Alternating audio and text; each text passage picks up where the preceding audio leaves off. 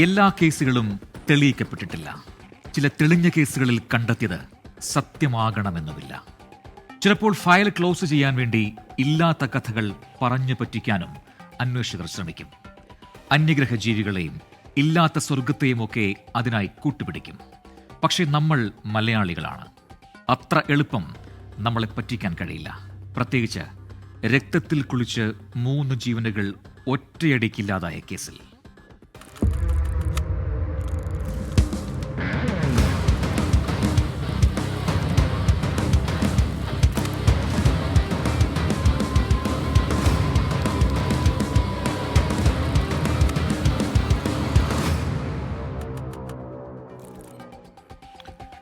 ഇതൊരു അസാധാരണ ഇൻവെസ്റ്റിഗേഷനാണ്.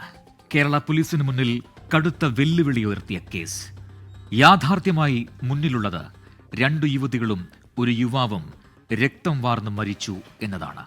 പക്ഷേ അന്വേഷണ വഴികളിൽ തടസ്സമായത് അന്യഗ്രഹ ജീവികളും അന്ധവിശ്വാസവും പുനർജന്മവും മറ്റൊരു ലോകത്തെ പുനരധിവാസവുമൊക്കെയാണ്. വിശ്വസിക്കാൻ കഴിയാതെ പോലീസും ബന്ധുക്കളും. ഉത്തരങ്ങൾ പൂർണ്ണമല്ലാത്ത ചോദ്യങ്ങളുമായി നമ്മളും.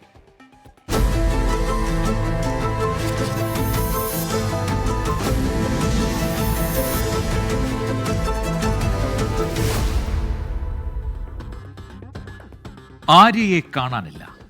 വിവാഹം നിശ്ചയിച്ചതിന് പിന്നാലെയാണ് ആര്യ എന്ന യുവതിയെ കാണാതായത്. മാതാപിതാക്കൾ പരാതിയുമായി പോലീസ് സ്റ്റേഷനിൽ എത്തിയതോടെയാണ് അവിശ്വസനീയമായ അന്വേഷണ ദിവസങ്ങൾ തുടങ്ങുന്നത്.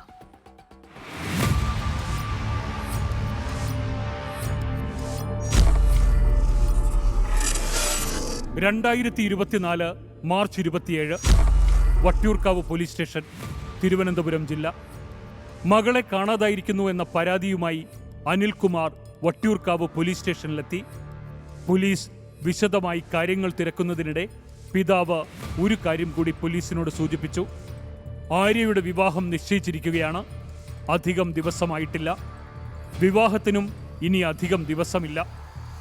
ഇഷ്ടമില്ലാത്ത വിവാഹമാണോ? അങ്ങനെ എതിർപ്പ് വല്ലതും പറഞ്ഞിരുന്നോ? പോലീസ് ചോദിച്ചു. അങ്ങനെയൊന്നുമില്ല. പക്ഷേ 29 വയസ്സായി.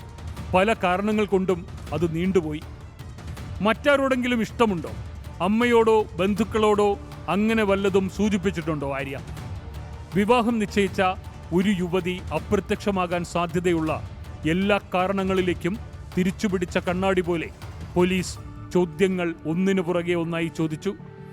പിതാവ് നൽകിയ സൂചനകളിൽ ചിലത് പോലീസ് ശ്രദ്ധിച്ചു. ആര്യ ചില അന്ധവിശ്വാസ ഗ്രൂപ്പുകളുമായി ബന്ധപ്പെട്ടിരുന്നു. വീട്ടുകാർക്ക് താല്പര്യമില്ലാത്ത ചില കൂട്ടുകെട്ടുകൾ ഉണ്ടായിരുന്നു.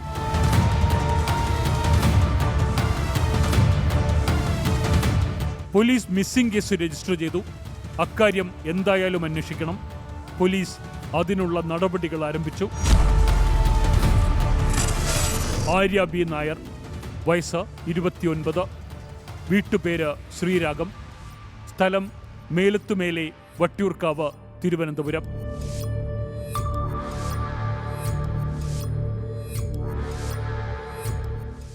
ആര്യയുടെ ഫോൺ നമ്പർ എടുത്തു.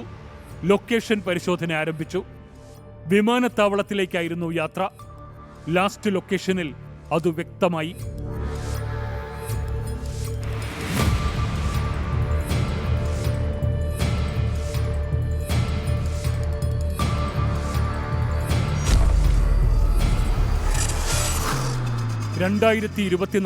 മാർച്ച് 27 രാത്രി, തിരുവനന്തപുരം അന്താരാഷ്ട്ര വിമാനത്താവളം. പോലീസ് അവിടെ എത്തി വിവരങ്ങൾ ശേഖരിച്ചു. വിമാനങ്ങളുടെ വിവരങ്ങൾ എടുത്തു. ആര്യയുടെ ഫോൺ ഇവിടെ എത്തി ഓഫായിട്ടുണ്ട്. ഇവിടെ നിന്നും ആര്യ വിമാനത്തിൽ ഒരു യാത്ര. അധികം വൈകാതെ സൈബർ സെൽ അലർട്ടെത്തി. ആര്യയുടെ നമ്പർ ഓൺ ആയിട്ടുണ്ട്. പോലീസിന് ഒട്ടും അതിശയമുണ്ടായില്ല. ഒരു സ്വാഭാവിക ഒളിച്ചോട്ടം. വീട്ടുകാരുമായുള്ള എന്തോ അനിഷ്ടത്തിൽ ഒന്ന് മാറി നിൽക്കാൻ ശ്രമിക്കുന്നു. ഫോൺ ഓണായതോടെ പോലീസിന്റെ ആത്മവിശ്വാസം കൂടി.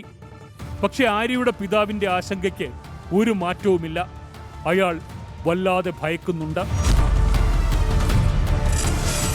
2024 മാർച്ച് 28 പുലർച്ചെ സമയം. ആര്യയുടെ ഫോൺ ഓണായത് ഗുവാഹത്തി എയർപോർട്ടിലാണ്, അസം സംസ്ഥാനത്തിൽ. അതായത് തിരുവനന്തപുരത്ത് നിന്ന് അസാമിലേക്കാണ് വിമാനം കയറിയത്. ആ ഫോണിലേക്ക് നിരന്തരം വിളിച്ചിട്ടും ആര്യ പക്ഷേ ഫോൺ എടുത്തില്ല. കോള് കൂടിയതോടെയാകണം ആര്യ ഫോൺ ഓഫ് ചെയ്തു. ഗുവാഹത്തി എയർപോർട്ടിന് പരിസരത്ത് വെച്ച് തന്നെ ആ ഫോൺ ഓഫായി. ആ രാത്രി മുഴുവൻ ഉറക്കമിളച്ചിട്ടും ഫലമുണ്ടായില്ല. ആര്യ ഗുവാഹത്തി എയർപോർട്ടിൽ നിന്ന് പിന്നെ എങ്ങോട്ട് പോയി? ട്രാക്കിംഗ് ഫലങ്ങളില്ല, ഫോൺ സിഗ്നലില്ല. പോലീസും ബന്ധുക്കളും മുന്നോട്ടുള്ള വഴിയടഞ്ഞു നിൽപ്പാണ്. അപ്പോഴാണ് ആര്യയുടെ പിതാവും ബന്ധുക്കളും ചില നിർണായക സൂചനകൾ കൂടി പോലീസിന് നൽകുന്നത്. ആര്യയുടെ അന്ധവിശ്വാസ ഗ്രൂപ്പുകളുടെ വിവരങ്ങൾ, ചില വ്യക്തികളിലേക്കുള്ള സൂചനകൾ.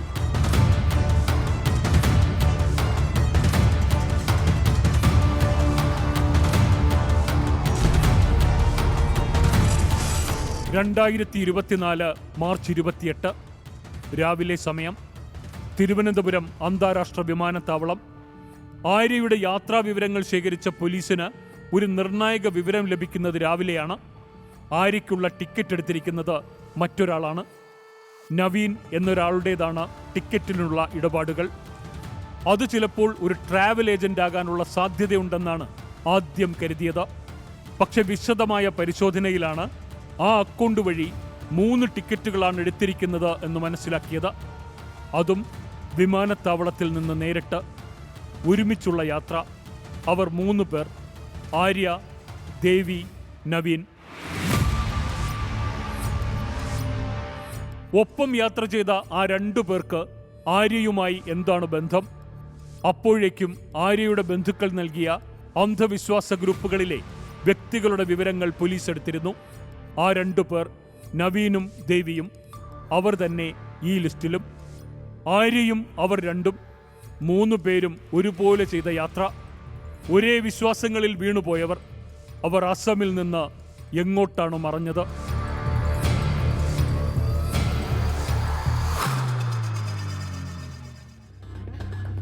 പോലീസ് പല സംഘങ്ങളായി. ഉന്നത ഉദ്യോഗസ്ഥർ ഇടപെട്ടു. ഒരു സാധാരണ മിസ്സിംഗ് കേസിൽ നിന്ന് ഇതിന് മറ്റു മാനങ്ങൾ കൈവരുന്നത് പോലൊരു തോന്നൽ. പോലീസിന്റെ ആ തോന്നൽ തെറ്റായിരുന്നില്ല. കാത്തിരിക്കുന്നത് രക്തമുറയുന്ന വാർത്തകളാണ്.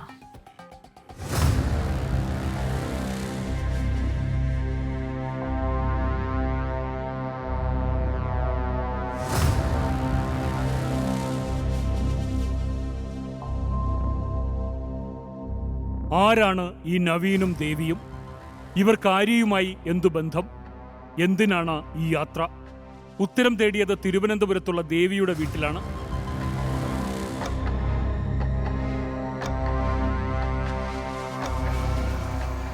ദേവിയും നവീൻ തോമസും ഭാര്യാഭർത്താക്കന്മാരാണ്. ഒരുമിച്ച് പഠിച്ചവർ, പ്രണയിച്ച് വിവാഹം ചെയ്തവർ. ദേവിയുടേത് മികച്ച കുടുംബ പശ്ചാത്തലമാണ്. ബാങ്ക് ജോലി ഉപേക്ഷിച്ച് വൈൽഡ് ലൈഫ് ഫോട്ടോഗ്രാഫറായ പിതാവ്. വിദ്യാഭ്യാസമുള്ള ദേവി പഠിച്ചതും പ്രാക്ടീസ് ചെയ്തതും ഒരു ആയുർവേദിക് ഡോക്ടറായാണ്. പക്ഷെ ഇടയ്ക്ക് വെച്ച് ജർമ്മൻ ഭാഷാ അധ്യാപികയായി. അവർ 2 പേരും കൂടി ഒരു ടൂർ പോയിരിക്കുകയാണ്. വീട്ടുകാർ പോലീസിന് നൽകിയ സന്ദേശം അതാണ്. നവീനും ദേവിയും തങ്ങൾ അരുണാചൽ പ്രദേശിലേക്ക് ഒരു വിനോദയാത്ര പോവുകയാണെന്നാണ് വീട്ടുകാരോട് പറഞ്ഞത്.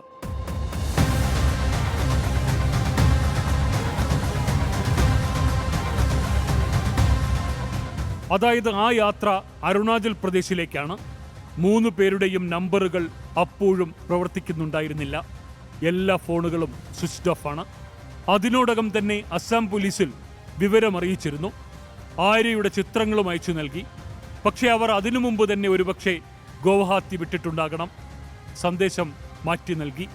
അരുണാചൽ യാത്രയുടെ വിവരങ്ങൾ കൂടി ചേർത്ത് കൂടുതൽ വിവരങ്ങൾ പോലീസ് പുറത്തിറക്കി. അത് അസം പോലീസിനും അരുണാചൽ പോലീസിനും കൈമാറി.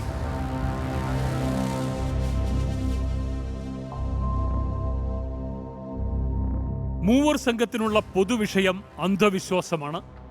കോട്ടയം ജില്ലയിലേക്ക് കൂടി അന്വേഷണം വ്യാപിപ്പിക്കേണ്ടതുണ്ട്. കാരണം നവീൻ കോട്ടയം സ്വദേശിയാണ്. കോട്ടയം ജില്ലയിലെ മീനടം സ്വദേശി. ഇദ്ദേഹം ബിരുദാനന്തര ബിരുദധാരിയായ ഒരു ആയുർവേദ ഡോക്ടറാണ്. എന്നാൽ അടുത്ത കാലത്തായി ആയുർവേദ ചികിത്സ നിർത്തി ഓൺലൈൻ വ്യാപാരത്തിലേക്കും കേക്ക് ബിസിനസ്സിലേക്കും ഇയാൾ ശ്രദ്ധ കേന്ദ്രീകരിച്ചിരുന്നു. നവീൻ തോമസ് 39 വയസ്സ്, നെടുംപൊയ്കയിൽ വീട്, മീനടം, കോട്ടയം ജില്ല. നവീനും ഭാര്യ ദേവിയും ആയുർവേദ ഡോക്ടർമാരായിരുന്നു. ഏകദേശം 13 വർഷം മുമ്പായിരുന്നു ഇവരുടെ വിവാഹം. ദേവി ബാലൻ മാധവൻ 39 വയസ്സ്, കാവ്, മൂന്നാമൂട്, അബ്രക്കുഴി, വട്ടിയൂർക്കാവ്, തിരുവനന്തപുരം ജില്ല. ഒരുമിച്ചു പഠിച്ചത് ആയുർവേദമായിരുന്നെങ്കിലും ഇവർ രണ്ടുപേരും പക്ഷേ ആയുർവേദ ചികിത്സ നിർത്തിയിരുന്നു. നവീൻ ഓൺലൈൻ ട്രേഡിംഗിലേക്ക് മാറിയപ്പോൾ ദേവി സ്കൂൾ അധ്യാപികയായി. തിരുവനന്തപുരം ചെമ്പക സ്കൂളിൽ ജർമ്മൻ ഭാഷാ അധ്യാപിക. ഇതേ സ്കൂളിൽ ചെമ്പകയിൽ ഫ്രഞ്ച് അധ്യാപികയായിരുന്നു ആര്യ. അവരുടെ ബന്ധം ആരംഭിക്കുന്നതും അവിടെ നിന്ന് തന്നെ, ചെമ്പക സ്കൂളിൽ നിന്ന്.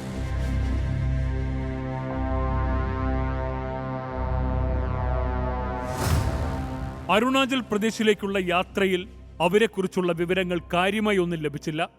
പക്ഷേ നവീൻ ഉപയോഗിക്കുന്ന ഒരു ബാങ്ക് കാർഡ് അരുണാചലിലേക്കുള്ള വഴിയിൽ ഉപയോഗിച്ചതായി കണ്ടെത്തി.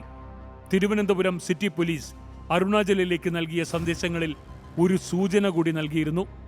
അവർ എന്തോ അന്ധവിശ്വാസങ്ങളിൽ അകപ്പെട്ട് ജീവിക്കുന്നവരാണ്.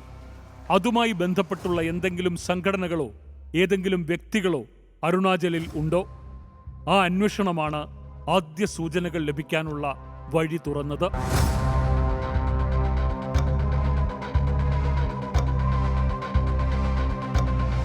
ഇതിനിടെ ആര്യയെ കാണാതായ വാർത്തകൾ അറിഞ്ഞ ചില സുഹൃത്തുക്കൾ പോലീസിന് ചില ഇമെയിലുകൾ നൽകി. ആര്യ പലപ്പോഴായി അയച്ച ഇമെയിലുകൾ ഈ അന്വേഷണത്തിൽ നിർണായകമായി. അതിലെ വിഷയം അന്യഗ്രഹ ജീവികളെക്കുറിച്ചും പരലോകത്തെക്കുറിച്ചുമായിരുന്നു.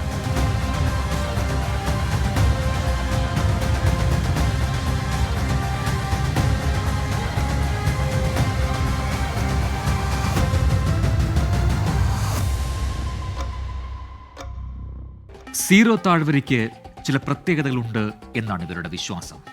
ആകാശത്തോട് സംസാരിക്കാൻ കഴിയുന്ന പ്രദേശമെന്നാണ് വിളിപ്പേര്. ഒരു മാന്ത്രികതയുണ്ട് സീറോയുടെ അന്തരീക്ഷത്തിന്. ഈ ആകർഷണം ഒരുപക്ഷെ അവരെ അവിടെയായിരിക്കാം എത്തിച്ചത്.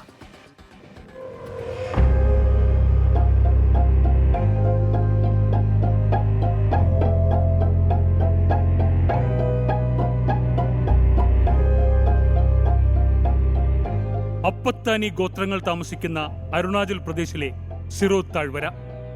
അസമിൽ ഗുവാഹത്തിക്ക് 50 കിലോമീറ്റർ അകലെയുള്ള മയോങ് ഗ്രാമം. മനുഷ്യരെ മൃഗങ്ങളാക്കുന്ന ദുർമന്ത്രവാദികൾ ഇവിടെയുണ്ടെന്ന് നാട്ടുകാർ വിശ്വസിക്കുന്നു. ഈ 2 സ്ഥലങ്ങളിൽ എവിടെയാണ് ആ 3 പേർ പോയത്? ആ അന്വേഷണമാണ് പോലീസിനെ സിറോയിലെത്തിച്ചത്. പണമിടപാടുകളുടെ ട്രാക്കിംഗ് വെച്ചുള്ള ലൊക്കേഷനും സിറോയാണ് അവർ എത്തിയ സ്ഥലമെന്ന സൂചന നൽകുന്നു. പ്രകൃതിയെ ആരാധിക്കുന്ന അപ്പത്താനി ഗോത്രങ്ങൾ. ജീവിതത്തെയും മനുഷ്യരെയും നിയന്ത്രിക്കുന്നത് പലതരം ആത്മാക്കളാണെന്ന് അവർ കരുതുന്നു. ഇവിടെ അത്തരം ഗ്രൂപ്പുകളുടെ വല്ല ഒത്തുചേരലുമുണ്ടോ എന്ന് അന്വേഷിക്കണം. ബ്ലാക്ക് മാജിക് ഗ്രൂപ്പുകളുടെ കൂടിച്ചേരൽ പോലെ ഒന്ന്.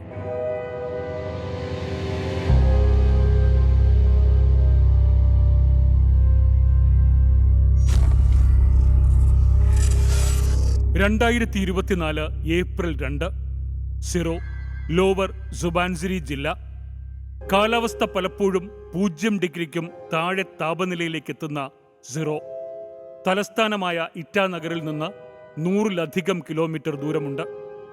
അവിടെ ബ്ലൂ പൈൻ എന്ന ഹോട്ടലിലെ 305 നമ്പർ മുറി. മാർച്ച് 28 മുതൽ അവിടെ മുറിയെടുത്ത് താമസിച്ച ദമ്പതികളും മകളും മരിച്ച നിലയിൽ കാണുന്നു. വിവരമറിഞ്ഞെത്തിയ പോലീസ് അവരെ തിരിച്ചറിഞ്ഞു. കഴിഞ്ഞ കുറേ മണിക്കൂറുകളായി തങ്ങൾ തെരഞ്ഞുകൊണ്ടിരുന്നവർ. അവരാണ് രക്തത്തിൽ കുളിച്ച് ജീവനറ്റ നിലയിൽ ഈ ഹോട്ടൽ മുറിയിലുള്ളത്.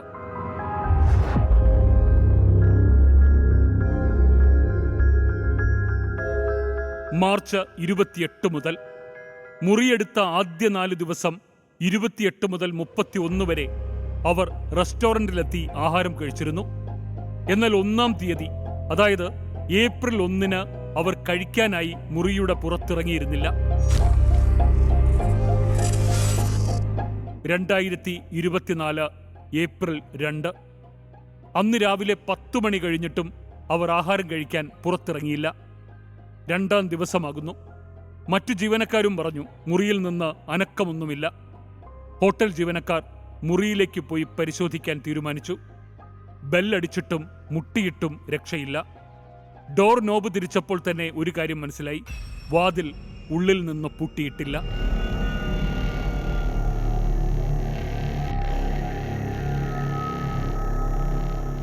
സ്ത്രീകളിൽ ഒരാൾ കട്ടിലിലാണ് മരിച്ചു കിടക്കുന്നത്, മറ്റൊരാൾ നിലത്ത്. ബാത്റൂമിലാണ് നവീൻ കിടന്നിരുന്നത്. കൈ ഞരമ്പ് മുറിച്ച നിലയിലായിരുന്നു 3 പേരും. മുറിയിലെ മേശപ്പുറത്ത് ഒരു കുറിപ്പിരിപ്പുണ്ടായിരുന്നു.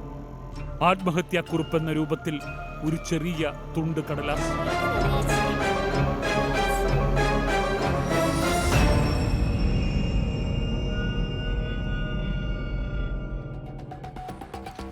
Lived happily now we are leaving. ഇതായിരുന്നു ആ കുറിപ്പിലെ പ്രധാന വാചകം. പിന്നെയുമുണ്ട്: no worries, no issues, no complaints, no debts. We are the happiest and we are exactly where we want to be. ആത്മഹത്യ, അങ്ങനെയാണ് ആദ്യം മുതലേ പോലീസ് നൽകിയ വിവരങ്ങൾ. ലഭ്യമായ ലീഡും അതുതന്നെയാണ്. ആ മുറിയിലുണ്ടായിരുന്ന ആ കുറിപ്പായിരുന്നു പ്രധാന കാരണം. ആ കുറിപ്പ് ഇംഗ്ലീഷിലായിരുന്നു. സന്തോഷത്തോടെ ജീവിച്ചു, ഇനി ഞങ്ങൾ പോകുന്നു. അതായിരുന്നു ചുരുക്കം. തങ്ങൾക്ക് കടബാധ്യതകളില്ലെന്നും പരാതികളില്ലെന്നും കുറിപ്പിൽ വ്യക്തമാക്കിയിരുന്നു. ഉത്കണ്ഠകളില്ല, പ്രശ്നങ്ങളില്ല, പരാതികളില്ല, കടങ്ങളില്ല. ഞങ്ങൾ അങ്ങേയറ്റം സന്തോഷവാന്മാരാണ്. ഞങ്ങൾ എവിടെയായിരിക്കണമെന്ന് ആഗ്രഹിച്ചോ അവിടെ തന്നെയാണ് ഇപ്പോഴുള്ളത്. വിചിത്രമായ അവസാന വരികൾ, കേട്ട കഥകൾ, അവരുടെ അന്ധവിശ്വാസം എല്ലാം നിഴലിക്കുന്ന വരികൾ. കുറിപ്പിൽ 3 ഒപ്പിട്ടിരുന്നു. വിവരം അറിയിക്കേണ്ടതിനായി ദേവിയുടെ പിതാവിന്റെ ഫോൺ നമ്പരും കുറിപ്പിൽ ചേർത്തിരുന്നു. ഇതുകൂടാതെ പിന്നെ നടത്തിയ പരിശോധനയിൽ നവീൻ സ്വന്തം അമ്മയ്ക്കായി ഇംഗ്ലീഷിൽ എഴുതിയ മറ്റൊരു കത്തും പോലീസ് കണ്ടെടുത്തിരുന്നു.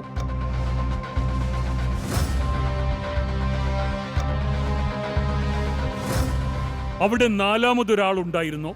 അല്ലെങ്കിൽ ഓൺലൈനായി ഇവരെ ഈ കൃത്യത്തിന് പ്രേരിപ്പിച്ച ഇവരുടെ ഒരു ലീഡർ? ബ്ലാക്ക് മാജിക് പോലുള്ള ഇത്തരം ഗ്രൂപ്പുകളിൽ അങ്ങനെ ഒരാളുടെ സാന്നിധ്യം എല്ലാ കേസുകളിലുമുണ്ട്. അങ്ങനെ ഒരാൾ ഇവിടെ ഉണ്ടായിരുന്നോ? പോലീസ് എത്തി CCTV പരിശോധിച്ചെങ്കിലും സംശയാസ്പദമായ ഒന്നും കണ്ടെത്താനായില്ല.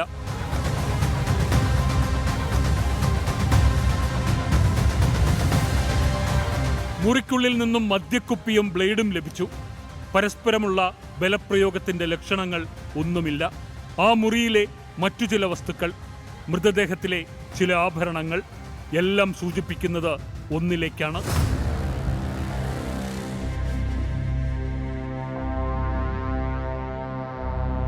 കറുത്ത കല്ലുപതിച്ച വളയായിരുന്നു മരണസമയത്ത് ദേവിയും ആര്യയും ധരിച്ചിരുന്നത്. ആ മുറിയിൽ ഇവരുടെ ആഭിചാരക്രിയ നടത്തുമ്പോൾ ഉപയോഗിച്ച ആഭരണങ്ങളിൽ ഒന്നാകാം ഇത്. ഞരമ്പ് മുറിക്കാൻ ഉപയോഗിച്ച 3 സ്റ്റെയിൻലെസ് സ്റ്റീൽ റേസർ ബ്ലേഡുകളും കണ്ടെടുത്തു. ഓരോരുത്തരും ഓരോ ബ്ലേഡാണ് ഞരമ്പ് മുറിക്കാനായി ഉപയോഗിച്ചത് എന്ന് വ്യക്തം. രക്തം പരസ്പരം കലരാതിരിക്കാനാണ് ഇത്തരം കേസുകളിൽ ഇങ്ങനെ ചെയ്യുന്നതെന്നാണ് പോലീസിന്റെ കണ്ടെത്തൽ. പക്ഷേ ഏറ്റവും പ്രധാനപ്പെട്ട മറ്റൊരു കണ്ടെത്തൽ നടന്നത് തൊട്ടടുത്ത ദിവസം തിരുവനന്തപുരത്തായിരുന്നു. അവർ ആ യാത്ര പുറപ്പെട്ട തിരുവനന്തപുരം അന്താരാഷ്ട്ര വിമാനത്താവളത്തിൽ നിന്ന്.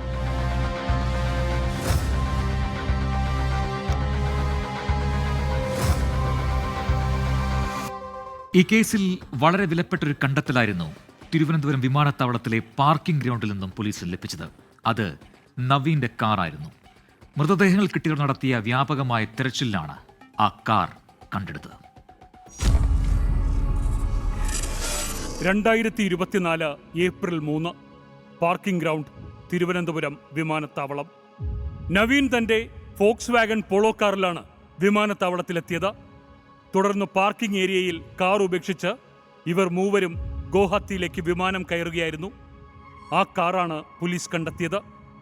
കാറിൽ നിന്ന് നവീന്റെ ലാപ്ടോപ്പ്, ചില പ്രത്യേകതരം കല്ലുകൾ, ആര്യയുടെ ആഭരണങ്ങൾ എന്നിവ പോലീസ് കണ്ടെടുത്തു. കേരള പോലീസിന്റെ പ്രത്യേക അന്വേഷണ സംഘം ഈ കാർ വിശദമായ ഫോറൻസിക് പരിശോധനകൾക്ക് വിധേയമാക്കി. കാറിൽ നിന്ന് ലഭിച്ച എല്ലാം തന്നെ പരിശോധിച്ചു. പ്രധാനമായും ഇവരുടെ ഡിജിറ്റൽ ഉപകരണങ്ങൾ.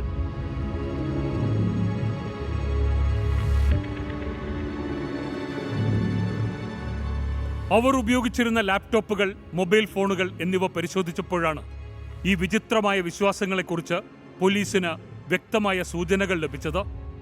നവീന്റെ ലാപ്ടോപ്പിൽ ഗൂഗിൾ സെർച്ച് ഹിസ്റ്ററി പോലീസ് പരതി. പരലോകത്തെക്കുറിച്ചും അന്യഗ്രഹ ജീവിതത്തെക്കുറിച്ചുമുള്ള അന്വേഷണങ്ങൾ അത് യാത്ര പോകുന്ന അവസാന മണിക്കൂറുകളിലുമുണ്ടായിരുന്നു.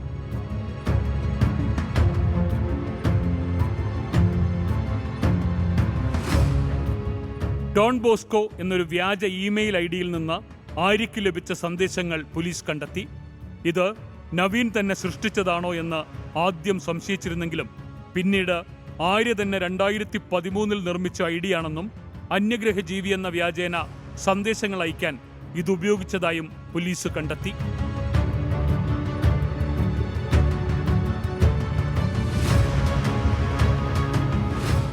ആര്യയുടെ ലാപ്ടോപ്പിൽ നിന്ന് അന്യഗ്രഹ ജീവികളെക്കുറിച്ചും മൈത്തി എന്ന അന്യഗ്രഹ ജീവിയുമായുള്ള സംഭാഷണങ്ങളെക്കുറിച്ചും വിവരിക്കുന്ന ഏകദേശം 466 പേജുള്ള ഒരു PDF ഫയൽ പോലീസ് കണ്ടെടുത്തു.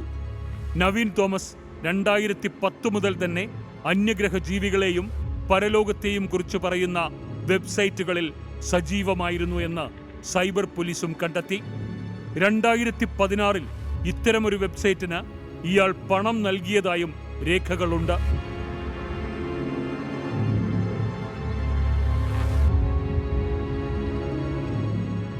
എല്ലാ രേഖകളും തെളിവുകളും പരിശോധിച്ചു. ഇവരുടെ ബന്ധുക്കളുടെയും സുഹൃത്തുക്കളുടെയും മൊഴികളും പോലീസ് വിശദമായി കേട്ടു. എല്ലാം സൂചിപ്പിക്കുന്നത് ഇവർ വിഹരിച്ചിരുന്ന ഒരു ഇരുണ്ട ലോകത്തെക്കുറിച്ചുള്ളതാണ്. കേരളം പോലെ വിദ്യാഭ്യാസം കൊണ്ട് ഉയർന്നു നിൽക്കുന്ന ഒരു സംസ്ഥാനത്തിന് കേൾക്കാൻ നാണക്കേടുള്ള കഥകളാണ്. ഒരു അവസാന അന്വേഷണം, 4ാമനായുള്ള ഒരു ഹണ്ട്, അത് ബാക്കി നിർത്തിയാണ് കേരള, അരുണാചൽ പോലീസ് സേനകൾ ഈ കേസ് ഫയൽ ക്ലോസ് ചെയ്തത്. അത് താൽക്കാലികമാണ്. സാത്താൻ സേവകളിൽ നിർബന്ധമായും അവശേഷിക്കുന്ന ഒരാൾ ഉണ്ടാകുമെന്ന മാമൂലനുസരിച്ചാണെങ്കിൽ അയാൾ ഇപ്പോഴും ഉണ്ടാകണം. അയാൾ ഒരു തനി വില്ലനായിരിക്കണം. ഏതിരുട്ടുമറയും ഏതിരുമ്പുകോട്ടയും തുറന്നൊരു നാൾ സത്യം പുറത്തുവരും. ഏതു ചെകുത്താൻ മൂടിവച്ചാലും.